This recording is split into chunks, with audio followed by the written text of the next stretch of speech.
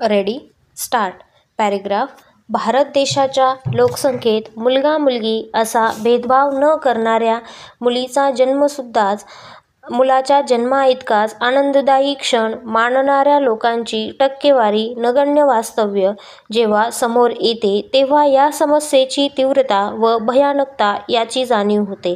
आजही भारतीय संस्कृतीचे सभ्यतेचे गोडवे गाणाऱ्या आपल्या देशाच्या अनेक राज्यात स्त्रीभ्रूण हत्या कायदा धाब्यावर बसवून सर्रास केली जात आहे. जगतजननीच्या लेकींना जगात येण्यापासून आपण रोखू लागलो तर धर्माचा ऱ्हास व समूळ नायनाट सुनिश्चित आहे. पॅरेग्राफ.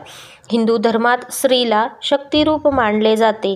महाकाली, महालक्ष्मी, महासरस्वती या रूपात प्राचीन काळापासून तिची पूजा अर्चा केली जात आहे, आराधना केली जात आहे.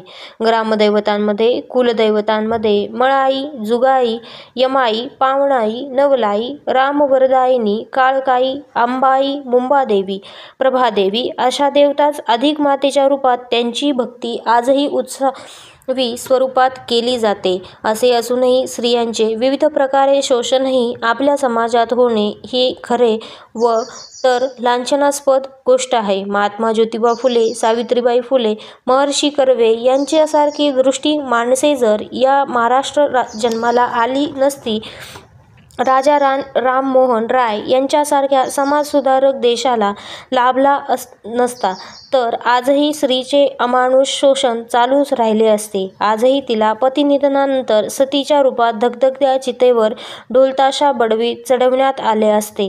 पॅरेग्राफ. मुलगी शिकली, प्रगती झाली असा सुविचार अनेक वाहनांवर लिहिलेला आढळतो. हे सत्यविधान. मुलगी शिकली, ज्ञानी झाली, बहुश्रुत झाली तर ती आपल्या अपत्यांवर अधिक चांगले संस्कार करू शकते, त्यांनाही सुशिक्षित बनवू शकते व त्यामुळे एक सुसंस्कारित नवीन पिढी जन्माला येते व स्त्रियांचे शोषण, स्त्रीभ्रूण हत्या यासारख्या बुरसटलेल्या प्रथांना ती पिढी प्रखर विरोध करते. स्त्रीभ्रूण हत्येच्या भयानक परिणामांची कल्पना सुसंस्कारित व सुनिश्चित पिढीलाच असते. मुलगी आपल्या मातापित्याच्या कुळाचा, राज्याचा, राष्ट्राचा नावलौकिक वाढवू शकते. ही गोष्ट अंतराळ वीरांगना, स्वर्गवासी कल्पना चावलांपासून धावपटू कविता राऊतपर्यंत आणि राष्ट्रभक्त सरोजिनी नायडूंपासून भारताच्या दिवंगत पंतप्रधान इंदिराजी गांधीपर्यंत देशाच्या अनेक कर्तबगार सुकन्यांनी समप्रमाणात सिद्ध केले आहे. संगणक, माहिती व तंत्रज्ञान क्षेत्रात तर त्यांची नेत्रदीपक कामगिरी केलेली आहे. यातूनच स्त्री शक्ती किती रचनात्मक कार्य करू शकते याची सुज्ञास कल्पना येऊ शकते. पॅरेग्राफ. त्या अत्यंत लाभदायक स्त्रीशक्तीला विधायक व रचनात्मक पद्धतीने कार्य करण्याची संधी उपलब्ध करून देणे हे अवघ्या समाजाचे परमकर्तव्यच आहे, जबाबदारी आहे. सामाजिक, शैक्षणिक, राजकीय, धार्मिक व राष्ट्र उभारणीच्या क्षेत्रात ही स्त्री शक्ती प्रचंड कार्य करू शकते. कौटुंबिक, सामाजिक व राष्ट्रीय स्तरावर तिचे कार्य लाभदायक ठरू शकते.